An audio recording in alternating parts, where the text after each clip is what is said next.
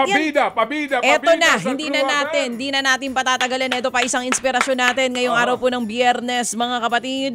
Mula po sa San Jose del Monte, Bulacan, isa ring inspirasyon. 37 years old. Ang asawa po niya ay nagtatrabaho bilang tagabalot ng parcel at siya ang house band. Siya ang man of the house tumitingin sa kanilang tatlong mga anak. Nandito po si Argelo Abatayo. Good morning, Argelo. Pero bago pala natin siya kausapin, panood muna natin yung video na pinadala po ni Tatay Argelo. Narito mga kapatid, panoorin at pakinggan nyo. Good morning po. Isa po akong house band. Ito po yung radyo ko. Nakikinig po ako araw-araw sa 105.9 True FM kay DJ Chat, Sir Ted. Isa po yung mga anak ko. Isa po tulog pa po yung bunso ko. Kasalukuyan po siya nagpapagaling po ngayon, nagagamot sa sakit na hand and foot and mouth disease. Kahapon lang po na na kita sa check-up niya. Ito naman po yung panganay ko. Tulog din. Grade 8 na po yan. Yung pangalawa ko po, nakakatid ko lang po sa school. Isa rin po akong visually impaired po. Sana po ako po yung mapili. Ito po yung mini radio ko po. Ayun ang radyo. Lakas ng radyo kahit maliit Sana po mapili po ako para po pang tulong sa tatlo naming anak ng asawa ko na siya lang pong nagtatrabaho ngayon po sa Shopee, panggabi po. Salamat po ng marami. House band siya dahil meron siyang myopic disease degeneration sa parehong mata. So yun daw disease na yun, unti-unting nawawala yung paningin. Yun ang dahilan kung bakit siya yun nasa bahay. Tsaka yun nga, at siya ang nagiging ngayon, gabay, tagapag-alaga sa kanyang mga anak. Ito kausapin natin, Chacha, Argelo. paubaya ko siya sa'yo. Sige. Uuwi ka na ba? Parang gusto mo na magpaalam. Huwag ka muna umuwi. Hanggang alas 10 pa tayo ha. Ito kausapin ko alam ko naman. Partner. Naluluha ka na naman dito. Ito nga pinapaiyak nyo kasi ako dito sa programang ito every Magpapasko. Friday na lang pinaiiyak nyo ko ha. Teka lang. Iyan ang iyak ng kaligayahan. Ito na nga, tears of joy. Ito, kausapin natin. Partner, sige. dyan ka lang muna ha. Kakausapin ko lang to. Basta, Baka iwanan mo ako dito, bigla kang umuwi ha. Okay. Sige. Argelo, aba tayo. Tatay Argelo, good morning po.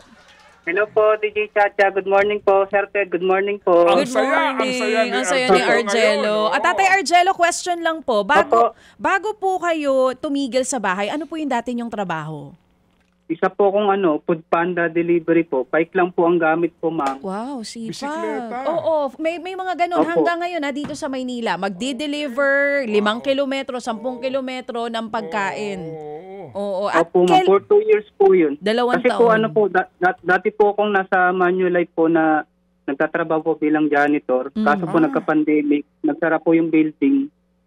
Sakto naman po na yung kaibigan ko, nagpa-part-time po sa Food Panda. Ayun po, pinag-apply po ako, natanggap po. Sakto po na kinabukasan pagkatanggal po namin sa trabaho. Nag-umpisa na rin po ako Food Panda. Janitor ka doon sa building. Opo, sa Manulife po sa Mayala po. Okay. Kaso po nagka-pandemic, yung mga call center po, hindi na pwedeng pumasok on-site. Bali, naging work from home na lang po sila. Kami po yung unang-unang tinamaan na matatanggal po. Kaya ka naging Kasi wala na delivery po, rider. hindi na po kami pwedeng maglinis doon kasi wala na pong tao sa building. Malinis na po lang. So, Argelo, question lang. Kailan ka tumigil sa pag-food panda delivery rider mo? Ito lang po, mahigit 1 taon po. Kasi 2 years po ako nag-food panda delivery din po. Oo nga po. Pero, Tapos po, yung sakit ko po pala. Opo. Paano mo muna na-discover yung sakit mo? Ano to? Habang ikaw ay nagbibisikleta, napapansin mo na parang unti-unting lumalabo yung mata mo? Ano po, ma'am, umpisa po may puno po kasi doon po ako nagpapahinga sa may tapat po na SM. Nagtaka po, parang nasundot po yung mata ko. Kala ko po sa mga dahon lang. So umuwi pa po ako noon, tapos 4 days pa po ako nakabiyahe. Yung plaka po sa harap ng sasakyan na bike po, hindi ko na po siya makita. Ayun. Tapos nung huli na po, nag-decide na po ako na ipatingin po sa EOO na po. Sabi po baka na-slash lang ng something na nasundot. Tapos baka yun. Tapos nagpatingin po ako sa may sa may yung parang tinginan po ng mata. Ophthalmologist. Tapos po, yun nga po, pina-medical, ophthalmologist po. So yun po yung mga naipon ko po, doon ko po inano kasi syempre po, kailangan ko pong makabalik sa trabaho. Oo. So Argelo, ito daw bang sakit mo, base do sa sinabi ng doktor, may gamot daw ba dito, may operation, ano daw ang gagawin para bumalik sa dati? Yun nga po ma'am kasi yung nalaman ko po yun, para pong gumuho po yung mundo ko kasi kahit gaano pa raw po kayaman ng tao, kahit may pera pa po ako, kahit sa ibang bansa po, wala pong gamot daw po itong sakit po na ito. Napaka-rare daw po nito.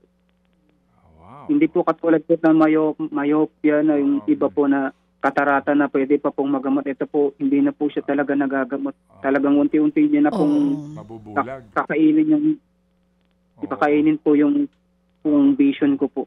Natanggap mo ba ngayon? Tanggap mo na ba ang naging kapalaran mo na unti-unti mabubulag ka na? Yung una po, tinatry ko po na talagang lumabas pa kahit wala akong makita. Sabi ko naman, bike naman ako. Pwede naman sa gilid lang ako. Kahit itulak ko na lang o kaya maglakad na lang ako pag magde-deliver.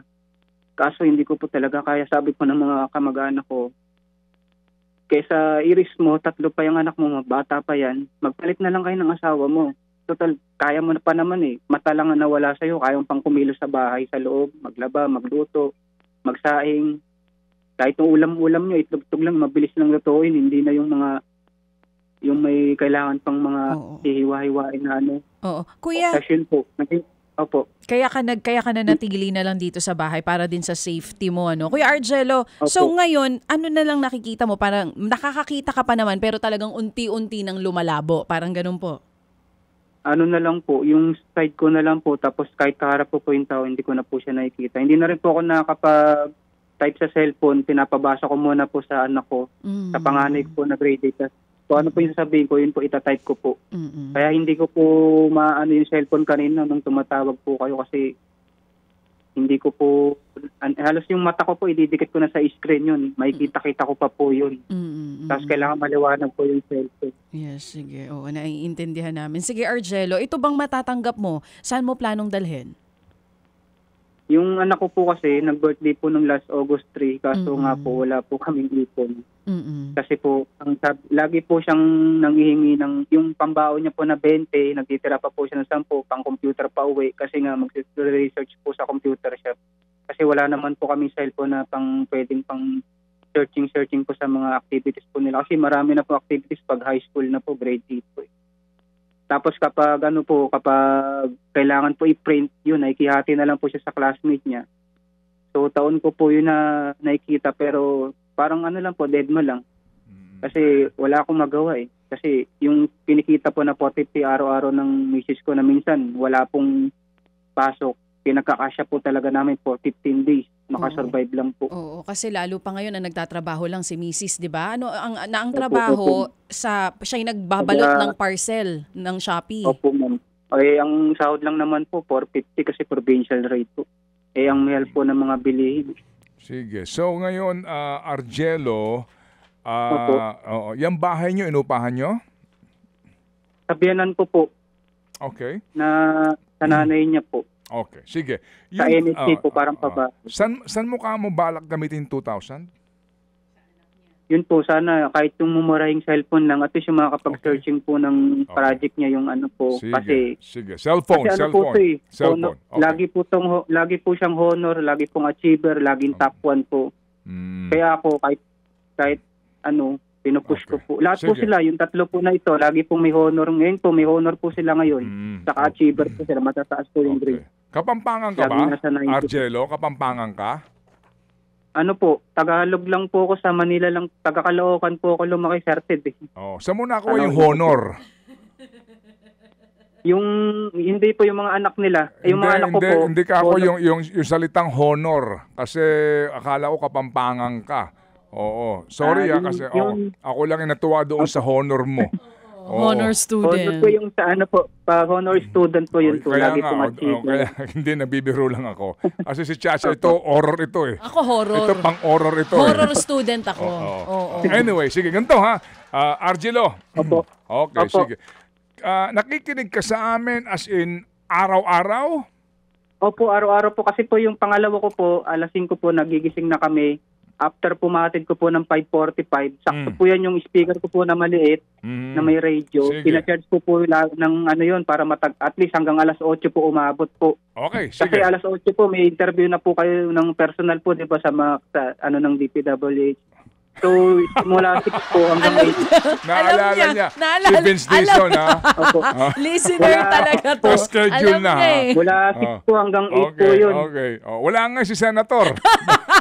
Hindi nga kasi senator. Senator Vince Dizon. Secretary. Ay, sorry. Ano senator? Oo. Secretary nga. Namutulo ikaw siya eh. ngayon. Sige, eto muna, Argelo. Okay. Opo, opo. Oo, so kasi nasa bahay ka lang naman at gumagawa nga ng mga tungkulin mo sa iyong pamilya. Opo, opo. Ano mga programa pa napapakinggan mo sa True FM?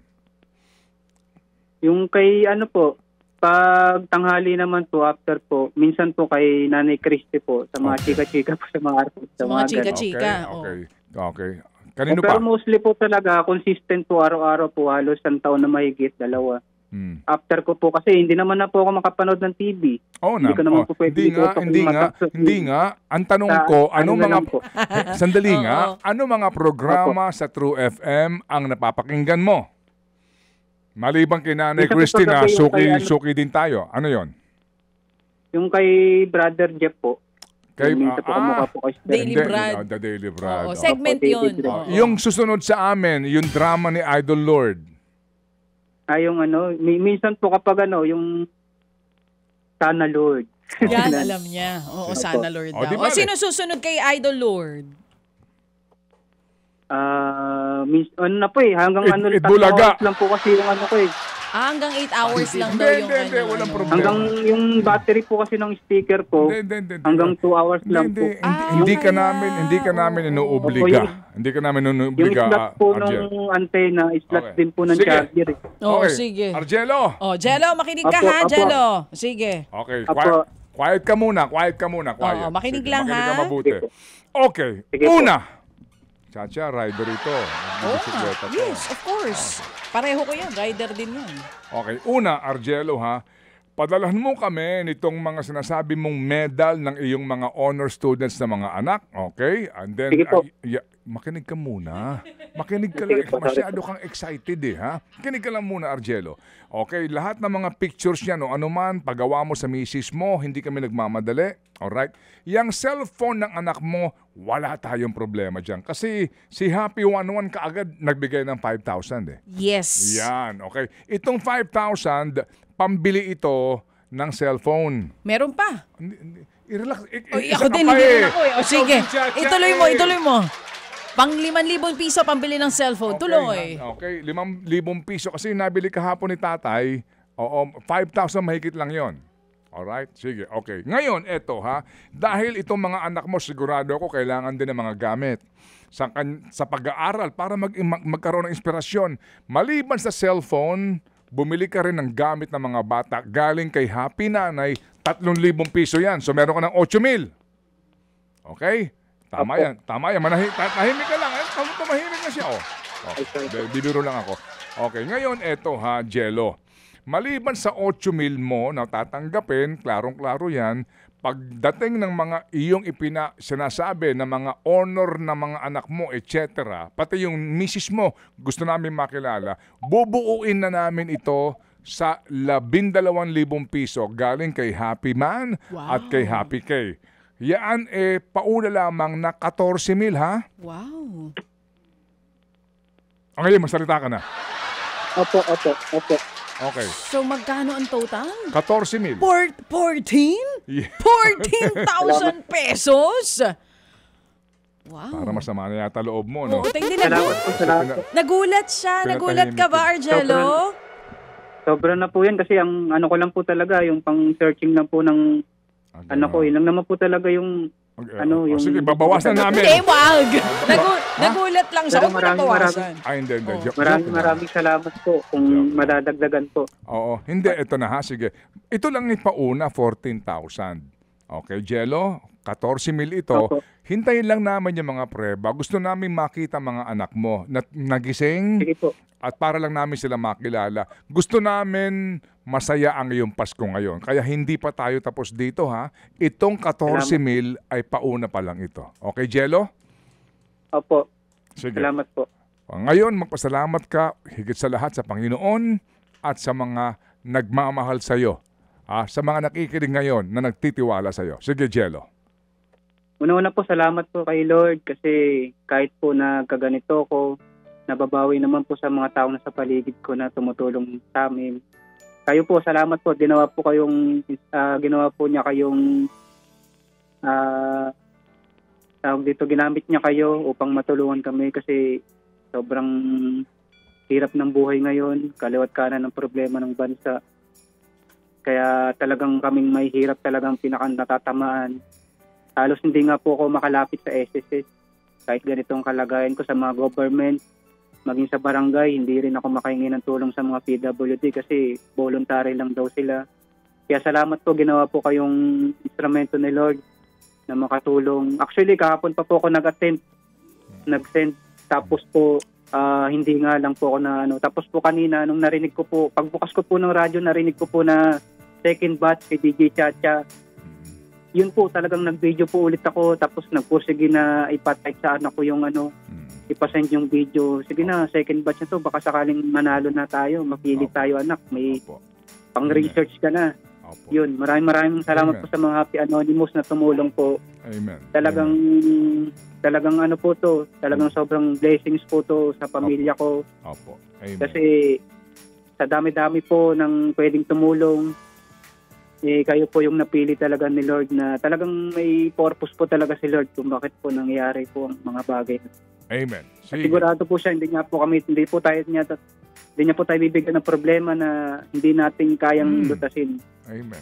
Amen. Sige. Salamat po talaga. Thank Sige. you. Okay, Jello, muli abangan mo yung tawag ng aming staff at sigurado kami magiging masaya ang inyong Pasko mag-anak ngayong Pasko ito. Salamat, Jello, and to God Salamat be po, all Sir. the glory Thank you, indeed. Thank you. Mga kapatid, brothers and sisters, saan ka pa? Dito na tayo sa totoo. Dito na tayo sa True FM. Mga kapatid, mag-subscribe and follow po kayo sa social media accounts ng True Network PH. Yan po kami. Hanapin nyo lang True Network PH, Facebook, Instagram, YouTube, TikTok, and podcast. Mapa Apple or Spotify man yan, mahahanap nyo kami. Lahat ng mga napapanood at napapakinggan nyo po sa programa, nasa social media accounts namin yan. So, paano mga kapatid? See you sa social media!